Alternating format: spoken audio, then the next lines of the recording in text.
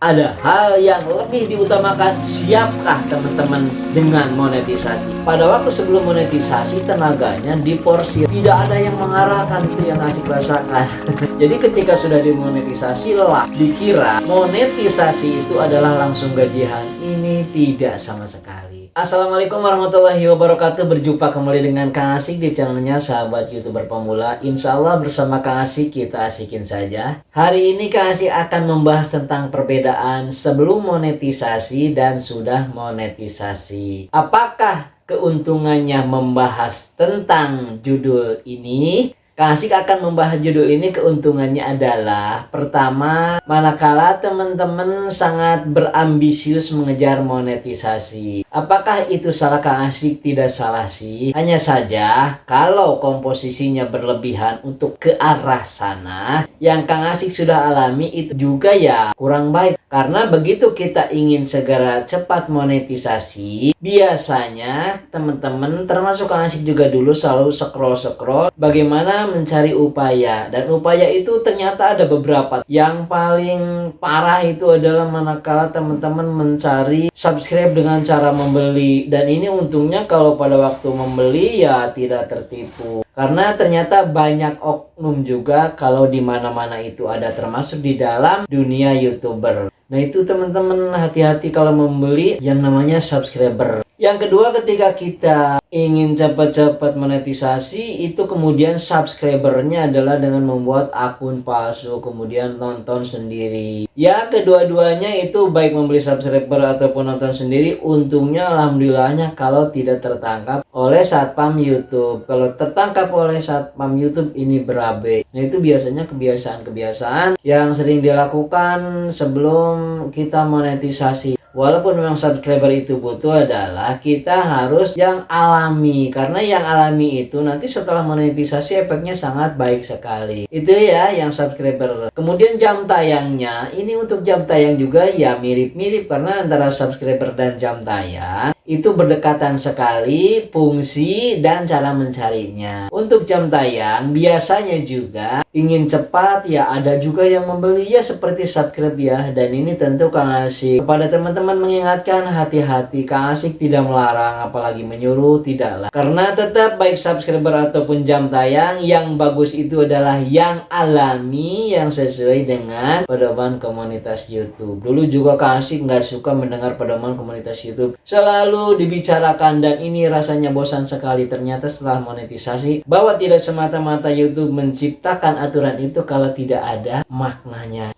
Kemudian kalau sebelum monetisasi itu biasanya membuat video itu karena mengejar jam tayang, jadi segala sesuatu itu tidak direncanakan. Yang penting ya asal rame, asal sekendak dirinya sendiri karena ego tadi. Jadi menurut dirinya membuat konten video ini bagus nih, sudah diedit semaksimal mungkin rasanya, akan tetapi hasilnya kenapa kok tidak mencapai jam tayang sesuai dengan ekspektasi. Nah itu biasanya suka membuat frustasi. Jadi kalau sebelum monetisasi itu ya teman-teman harus diketahui dulu bahwa segala sesuatu itu harus dilakukan dengan panggilan hati, dengan kemampuan diri. Manakala dimonetisasi agar terbiasa. Yang belum monetisasi jadi santai saja. Yang penting kita kedepankan adalah di samping kuantitas atau jumlahnya video, ini yang harus dikedepankan adalah kualitasnya. Kualitas di sini maksudnya ketika teman-teman membuat konten video, alurnya itu akan bagus, kemudian konten videonya akan bernilai karena dalam penyampaiannya itu adalah menggunakan hati. Untuk ke arah sana berarti konten videonya itu harus dibuat berdasarkan hobi atau kesukaan kita. Itu ya Kang Asik rasakan. Kemudian setelah monetisasi apa ya Kang Asik bedanya? Kalau sudah monetisasi itu justru malah kebalikan dari sebelum monetisasi. Ini nyaris rata-rata setelah monetisasi teman-teman malah jadi malas. Karena mengapa? Itu tadi, pada waktu sebelum monetisasi tenaganya diporsir. Tidak ada yang mengarahkan, itu yang Asik rasakan.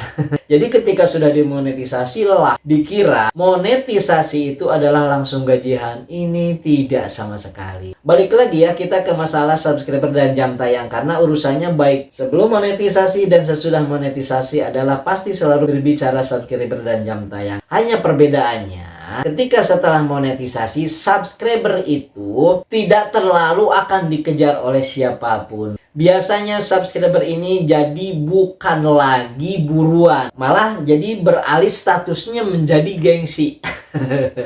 Jadi menjadi gengsi teman-teman. Jadi jangankan orang lain, balik lagi ke diri Kang Asik. Ketika melihat ini yang sudah monetisasi nih orang kayaknya, pas dilihat subscriber, kalau dulu ya berpikirnya, oh ini sedikit ya, kenapa ya subscribernya sedikit, tapi ini orangnya bagus sekali dalam penyampaian, kemudian konten videonya juga saya pikir ini bernilai, tapi melihat subscribernya adalah sedikit, ini padahal bukan ukuran. Jadi setelah monetisasi bukan berarti subscriber itu nggak penting. Artinya, ketika channel tersebut sudah dimonetisasi, itu sudah dijamin subscribernya sudah lebih dari 1000. Hanya saja, subscribe di sini justru selain menjadi gengsi, apabila memang subscribernya banyak, kemudian yang menontonnya sedikit, juga malah jadi pertanyaan nanti yang menonton. Nah, ini adalah fenomena subscribe. Jadi maka bagusnya subscribe itu sebetulnya adalah dicarinya dengan alami, dicarinya dengan apa adanya,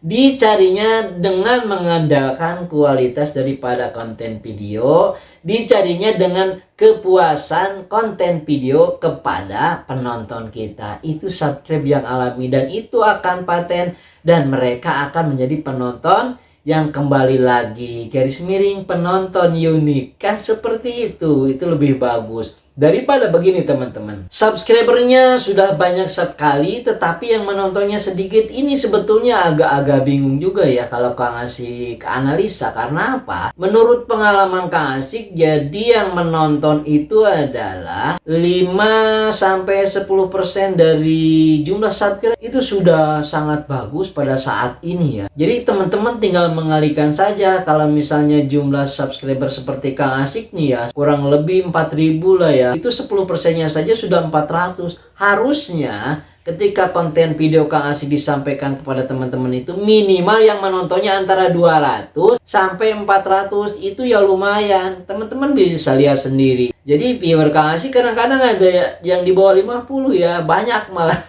Kadang-kadang ada yang 13 teman-teman, ada yang 4 orang sebulan juga ada. Kemudian timbul pertanyaan, ini apa yang menyebabkan seperti itu Kang Asik? Ya padahal Kang Asik sudah dimonetisasi. Jadi banyak faktor ini teman-teman, makanya teman-teman harus sering membuat konten video itu jadi biar punya pengalaman sendiri. Faktornya banyak sekali ya, diantaranya memang tidak tepat upload video pada saat ini market sedang muncul apa, kan seperti itu. Kemudian juga bisa jadi konten videonya tidak dibutuhkan oleh teman-teman saat ini, itu bisa saja. Jadi sebetulnya untuk kita bertahan di YouTube itu kuncinya adalah santai dan percaya diri, tetapi juga ya tahu diri. Jadi isinya apa? Kita harus memang sering-sering melihat YouTube Studio Analytics itu ya seperti itu, untuk evaluasi terhadap diri sendiri. Kemudian ini jam tayang setelah monetisasi, ini tidak akan lagi tampak teman-teman. Yang nampak di dalam nanti urusan jam tayang itu adalah bukan lagi angka jam tayangnya, karena setelah monetisasi